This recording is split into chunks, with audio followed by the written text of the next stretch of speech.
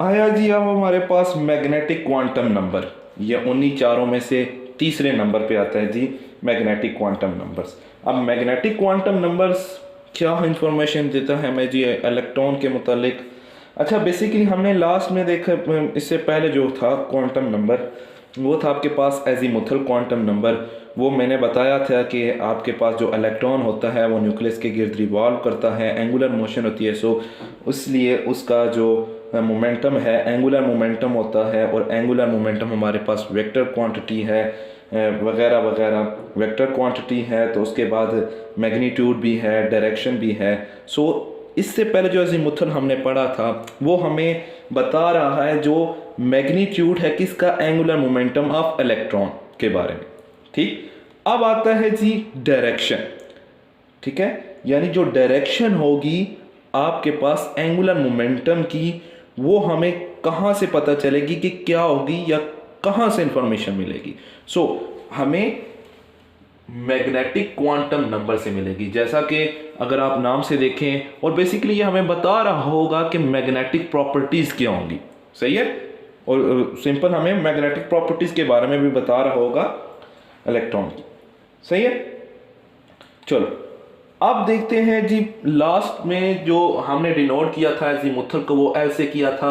अब magnetic quantum number है क्योंकि ये हमें इंफॉर्मेशन देता है किसके बारे में जी, ये direction of angular momentum of electron के बारे में। सो इसका जो सिंबल है आपके पास एम और सब्सक्रिप्शन में एल।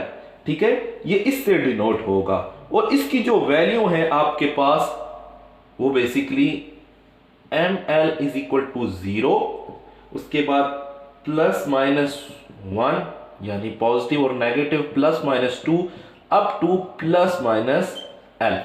सही है, यानी जो आपके पास एल की वैल्यूज थी ये उन पे डिपेंड कर रहा है, और फिर ये आपके पास आएगी कि 0 है, प्लस माइनस 1 आएगा या क्या आएगा। ठीक, अब इसकी वैल्यूज भी चेक करने के लिए एक फार्मूला है। सही है, फॉर एग्जांपल हम अगर यूज कर लें कि हमारे पास एन क्या है जी, एन 3 था लास्ट वाला एग्जांपल, तो एल हमारे पास क्या आया था जी, यानी हमने कहा था जी एल की वैल्यू हमेशा n माइनस वन, एन से कम ही रहेगी। फॉर एग्जांपल हम कह लेते हैं जी 2 आ गई। सही है, 2 फॉर एग्जांपल। ठीक, ये इस तरह हमने कहा। हम इसकी वैल्यूज फाइंड करना जा रहे हैं, यानी magnetic quantum number M L की वैल्यू क्या आएगी। सो इसके लिए फॉर्मूला है आपके पास, वो basically M L is equal to 2l plus 1। सही है, अगर 2 की वैल्यू आपके पास क्या हो, सॉरी l की वैल्यू अगर आपके पास 2 है, 2 इंटू 2 प्लस 1। सही है, यानी क्या आ जाएगी आपके पास 5, 2 2 4 प्लस 5। सही, यानी अब ml की वैल्यू आपके पास 5 है, और 5 कौन कौन सी होगी, 0 plus minus 1 and plus minus 2। सही है, तो ये यानी 0 1, ये 2 होगी प्लस और माइनस वाली यानी 3, और ये आगे प्लस और माइनस वाली फिर 2 होगी यानी 5।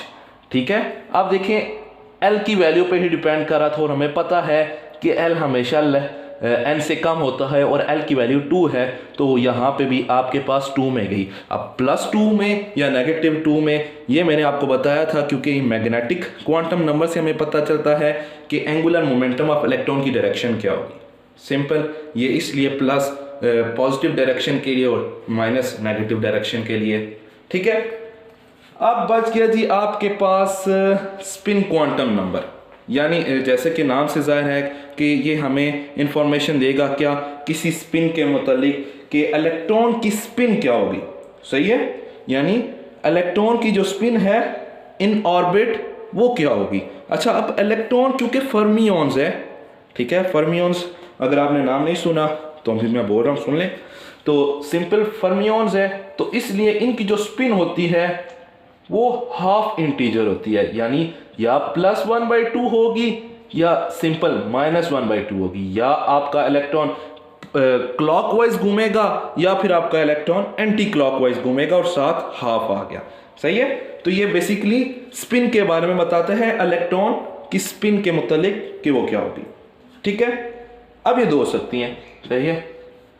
और आपको पता है ना पॉली एक्सक्लूजन के प्रिंसिपल के मुताबिक जो आपका और इलेक्ट्रॉन है एक ऑर्बिट में 2 हों तो वो अपोजिट स्पिन वाले एग्जिस्ट कर सकते हैं, ठीक है। अच्छा, अब सिंपल बेसिकली होता क्या है, क्योंकि स्पिन है, स्पिन भी करता है, और सिंपली अगर मैं इसका फार्मूला लिख लूं कि ये सिंपली इससे क्या होगा जी, इसको हम पहले डिनोट कर बताते हैं जी, एम एस से डिनोट करते हैं। सिंपल अगर मैं ये लिख लूं फार्मूला, ठीक है, तो ये सिंपल इसका काम क्या होगा जी, ये करता है जी जो आपके पास ये फार्मूला था ना, ये वाला फार्मूला, ये सिंपली क्या करता है जी, उसकी स्टेट्स को डबल कर देता है, इंक्रीज कर देता है, ठीक है। यानी उनकी जो आपके पास होगी ना ये स्टेट्स ml की वैल्यू को डबल कर देगा। सो 2 इंटू 2l प्लस 1, सही है, ये फार्मूला मैंने लिख लिया क्योंकि ये डबल करता है। तो सिंपली अगर मैं बात करूं कि आपके पास जो स्टेट्स होते हैं, यानी फॉर एग्जांपल हमने जो पढ़े थे SPDF वाले, यानी सब शेल में, कि आपके पास इलेक्ट्रॉन कितने होंगे अगर मैं इस फार्मूले से बात करूं, क्योंकि S सबसे लोअर है तो इसमें 2 होते हैं, ठीक है, यानी 2 इलेक्ट्रॉन होंगे। हम चेक कर लेते हैं कैसे, ठीक। अब फॉर एग्जांपल मैं इधर लिखता हूं n इज इक्वल टू 1 है, तो सिंपली यानी n पहला स्टेट, पहला शेल, सो सिंपली इसके क्रॉसपॉन्डिंग l की वैल्यू क्या होगी, 0 होगी, सही है। तो मैं लिखता हूं कि अब इलेक्ट्रॉन्स में जो सब शेल में है ना, जो नंबर ऑफ स्टेट्स वो कितनी होगी, ठीक है। सिंपल 2 इंटू 2 0 प्लस 1, सही है, ये तो 0 हो गया, 0 प्लस 1 1 और 2 1 2 हो गया। यानी जो आपके पास s ऑर्बिट में है, यानी सब शेल में जो नंबर ऑफ इलेक्ट्रॉन्स होंगे वो कितने हो सकते हैं, 2 हो सकते हैं, ठीक है। देखिए, ठीक है, यानी बस सिर्फ फार्मूले में मैंने वैल्यूज पुट की और हमें पता चल जाएगा कि आपके इलेक्ट्रॉन्स सब शेल में, यानी s ऑर्बिटल है ना, s सब शेल है, तो बेसिकली s ऑर्बिटल में कितने इलेक्ट्रॉन होंगे वो हमें इस फार्मूले से पता चल जाएगा, ठीक है। चलें एक और फाइंड करते हैं। अगर फॉर एग्जांपल हमारे पास n इज इक्वल टू 2 हो, चलो 2 कर लेते हैं, so simply l is equal to 1 होगा, और सिंपली जो ml की वैल्यू वो क्या होगी जी, आपके पास उस फार्मूले से हम पुट करेंगे 2 1 2 और प्लस 1, ठीक है, यानी 0 और प्लस माइनस 1 होगी। अगर मैं इसी के ms की वैल्यू या सॉरी ms बेसिकली डेजिग्नेट करता है कि आपके पास डबल कर देता है उनकी तादाद को, ठीक है। यानी जो इसका फार्मूला था अगर मैं लिखूं 2 इंटू 2l प्लस 1, सही है, ये स्पिन क्वांटम नंबर्स बताता है कि सब शेल में कितने इलेक्ट्रॉन होते हैं। फॉर एग्जांपल l क्या आपके पास 1, सो 2 इंटू 2 1s आ गया प्लस 1, यानी कितने 2 एक बार 2 प्लस 3 और 3 2s आर 6। सो अब बेसिकली जो आपके पास l इज इक्वल टू 1 होगा वो हमें बताएगा कि आपके पास सब शेल क्या है। सब शेल बेसिकली कौन सा ऑर्बिटल, p ऑर्बिटल होगा। अब p ऑर्बिटल में मैक्सिमम जो नंबर ऑफ इलेक्ट्रॉन्स है वो कितने आ सकते हैं जी, 6, सही है। तो बेसिकली ये आपको फार्मूलाज बताए गए हैं। ms का जो फार्मूला मैंने लिखा था बेसिकली ये इसका था नहीं, लेकिन ये क्या करता है, स्पिन की वजह से ना जो उनके स्टेट्स होते हैं ना वो डबल हो जाते हैं, सही है, तो इसलिए ये मैंने इस तरह लिख लिया, सही है। और ये हमें फार्मूला हेल्पफुल करता है बताने के लिए कि आपके पास ऑर्बिटल्स हैं यानी सब शेल्स हैं, उनमें इलेक्ट्रॉन्स, नंबर ऑफ इलेक्ट्रॉन्स कितने आएंगे।